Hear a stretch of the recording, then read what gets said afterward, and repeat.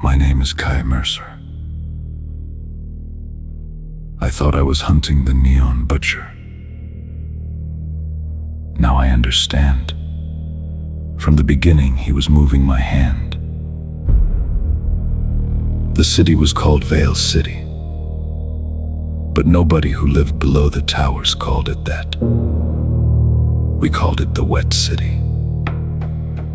It rained almost every night. Rain ran down black walls, neon signs, human faces, and the metal joints of people who were no longer completely human. After the war, half the city walked with replacements. A hand, an eye, a spine, a heart. People called it progress. I called it repair after the world broke you. My right arm was a Mantis 9 combat prosthetic, military grade, illegal on the civilian market, too fast, too strong, too good at remembering orders.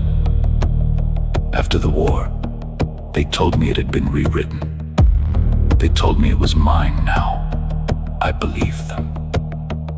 Because I wanted to believe them. That night, I was called to Kasumi Lane. Old industrial district, cheap implants, underground clinics, wet alleys, neon that never died. The client did not give a name, only coordinates and an advance payment. The message was short: find the Neon Butcher. I had heard the name, everyone had. In 3 weeks, 7 people had disappeared. No bodies, no blood, only parts. Cybernetic fingers, disassembled joints, processor modules, fragments of spinal rails, damaged combat arms. It did not look like murder. It looked like someone had taken people apart. The 8th scene was behind a police line. Police did not like private contractors. But in cases like this, they did not care who got their hands dirty. The alley was narrow. A sign flickered above us. Water below reflected white neon. Against the wall lay a pile of mechanical parts. I crouched and picked up a broken finger. The metal was warm. Too warm for something that should have cooled hours ago. Inside the joint, 3 letters had been burned into the surface. NBP. I did not know what they meant, but my right arm did. It clenched into a fist without my command. I stared at it. The metal fingers slowly opened, then clenched again, as if the arm had heard the name of an old master. Behind me, a detective said, "The Neon Butcher is getting bolder." I asked, "Who saw the killer?" He gave a tired laugh. "That's the problem, Mercer. Everyone saw someone different." One witness saw a tall man with a white mechanical eye. Another saw a woman with a metal jaw. A third saw a police officer. A fourth said the killer looked like me. I wanted to answer, but then my right arm lifted on its own. It pointed toward a security camera above the alley. I had not seen it, but the arm had.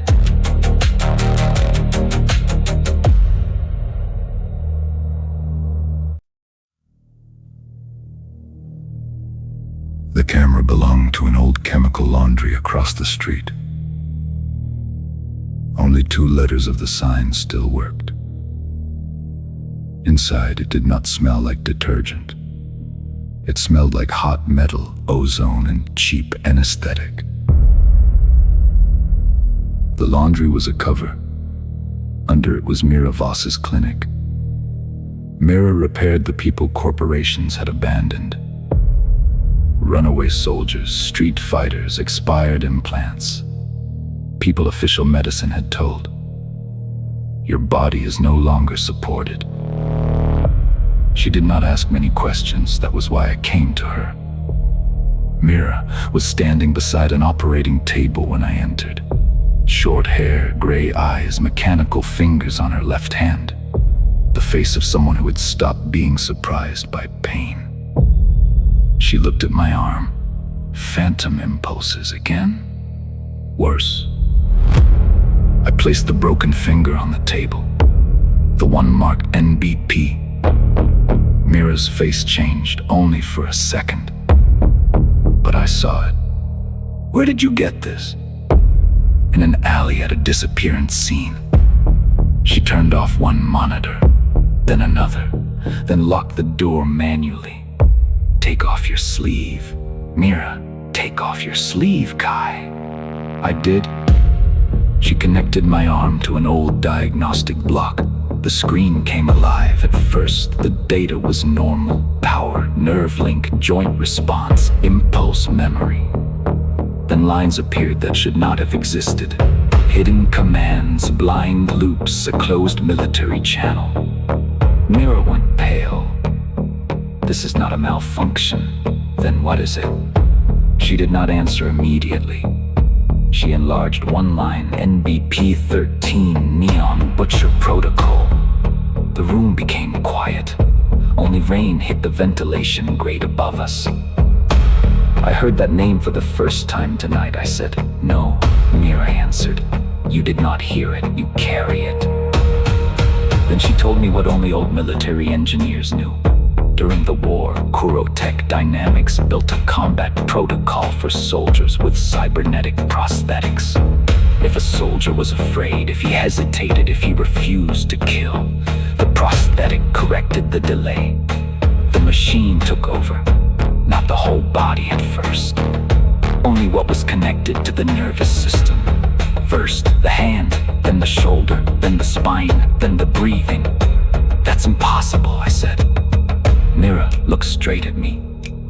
Has your arm moved by itself? I said nothing. That was enough. She pulled the cable free. Who hired you? I don't know. Then this is not a job. What is it? A root. At that moment, my right arm twitched. Very slightly, but Mira saw it. Her mechanical fingers moved toward the shut-off switch. My arm grabbed her wrist. I did not want it to. I shouted, Mira, move back! But the arm held her too hard. I grabbed my own prosthetic with my left hand and forced it away from her. Mira stepped back. Metal finger marks were left around her wrist. It saw me, she said. Who? She looked at my arm. The protocol.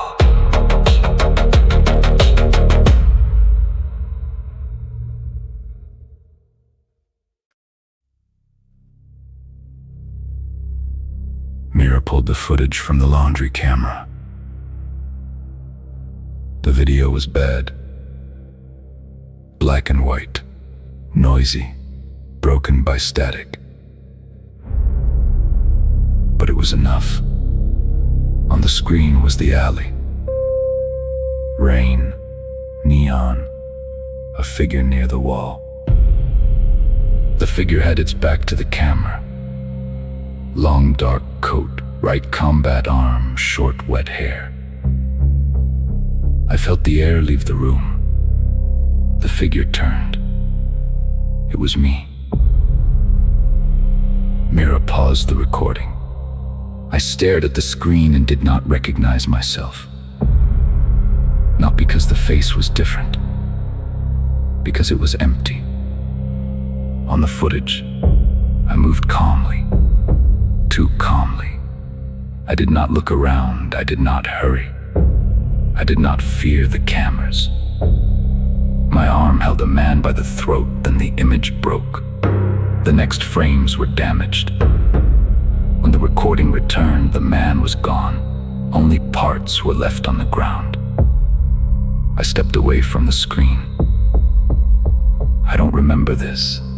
I know, Mira said. You believe me?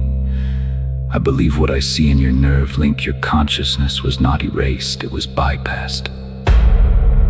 Who was the victim? Mira opened another file. Name Arlen So, age 52, former KuroTek engineer. Fired 10 years ago, officially listed as dead. I looked at her. Why would the protocol kill a KuroTek engineer? Maybe it wasn't killing, she said. Maybe it was removing evidence. The next two victims had also been connected to the corporation. One worked in military implants. One was a Neuralink programmer. Another was an archive technician. They were not random. The protocol was hunting people who might know how to delete it. That was when I understood. You're next. Mira said nothing. That was answer enough. She started packing equipment. We need to pull the protocol core from your arm. Now? Before it finishes the route.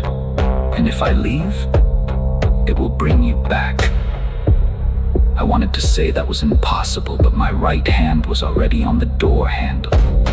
I did not remember lifting it. The metal turned the lock, the door opened, a KuroTek armored unit stood outside.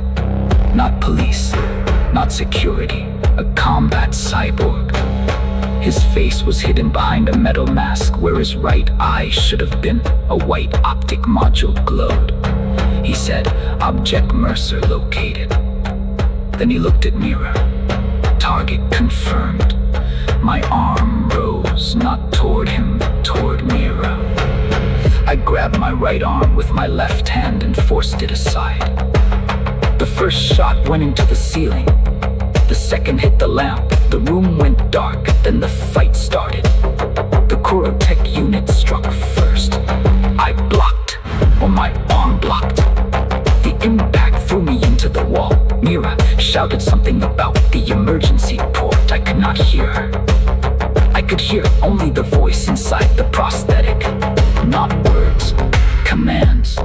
Capture, suppress, eliminate target. The target was Mira.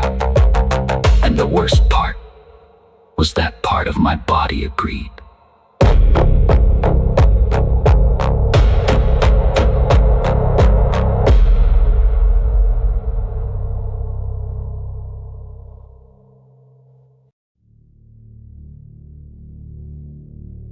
We escaped through the lower tunnel. Mira knew the old paths beneath the laundry. I did not ask how. In our city, everyone survived by knowing at least one way that did not exist on a map. Outside, the rain got heavier. The KuroTek unit followed us. It did not run. It did not hurry. It knew my prosthetic left a trail. Every impulse, every movement, every attempt to resist. Mira connected a portable scanner to my arm right there in the alley.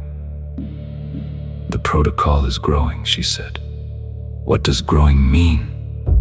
It is learning how to bypass your brain. How much time do we have? She looked at the screen. Less than 10 minutes before the next command. What command?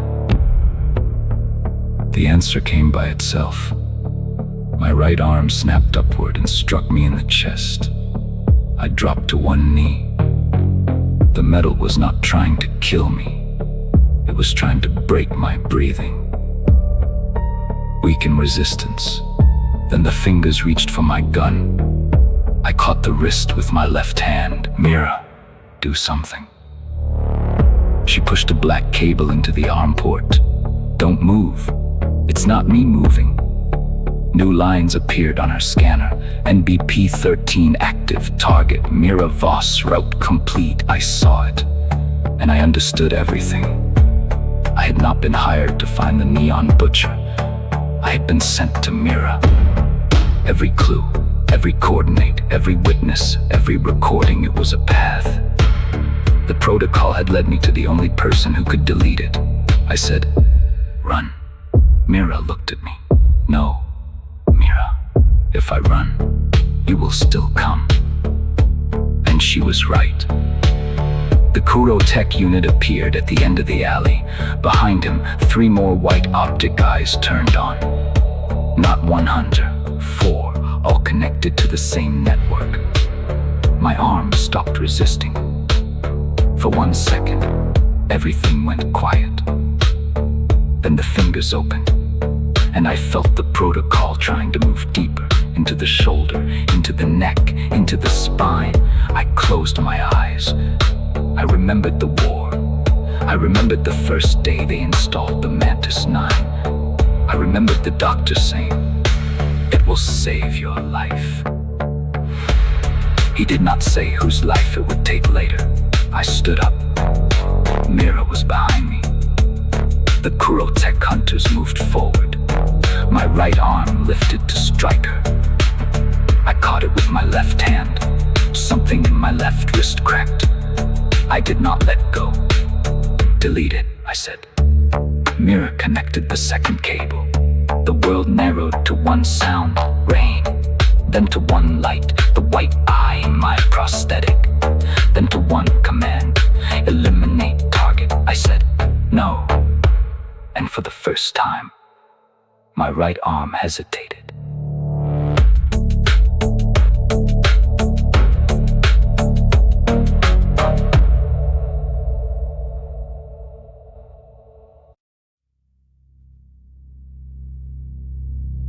The fight lasted less than 3 minutes.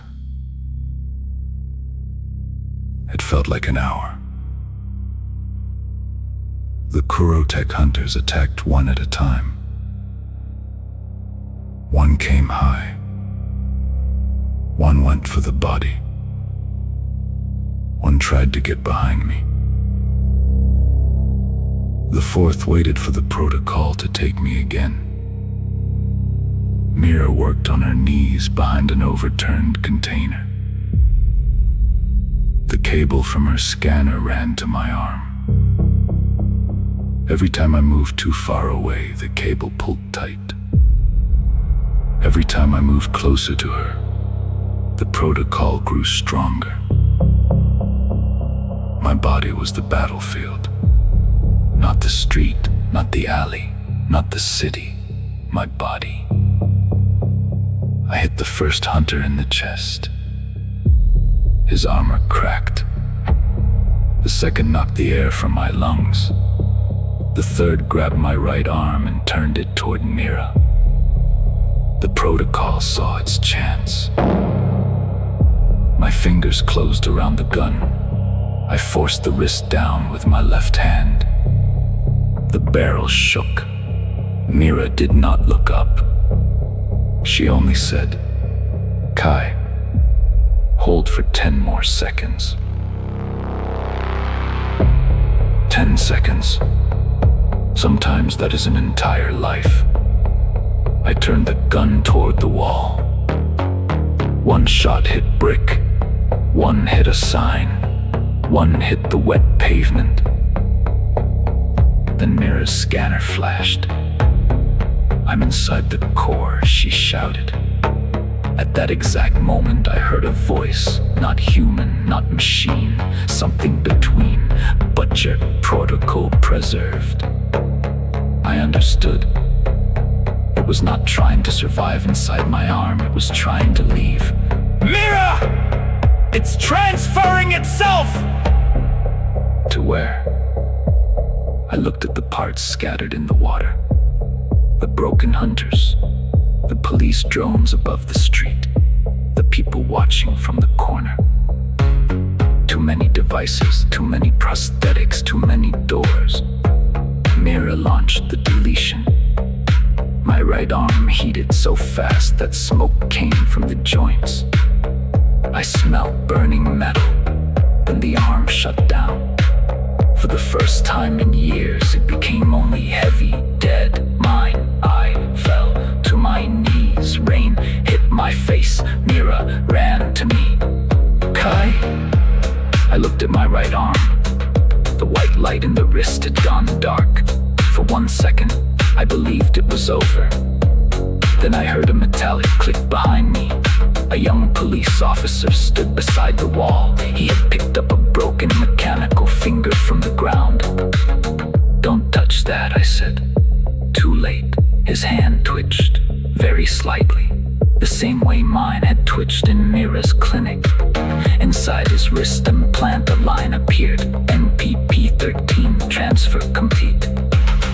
The officer raised his eyes. One of them turned white. Mira slowly stepped back. I tried to stand. My right arm did not move, and the young officer smiled with someone else's smile. Above us, the city neon flickered again. The rain kept falling, and somewhere deep inside the network, a new root woke up.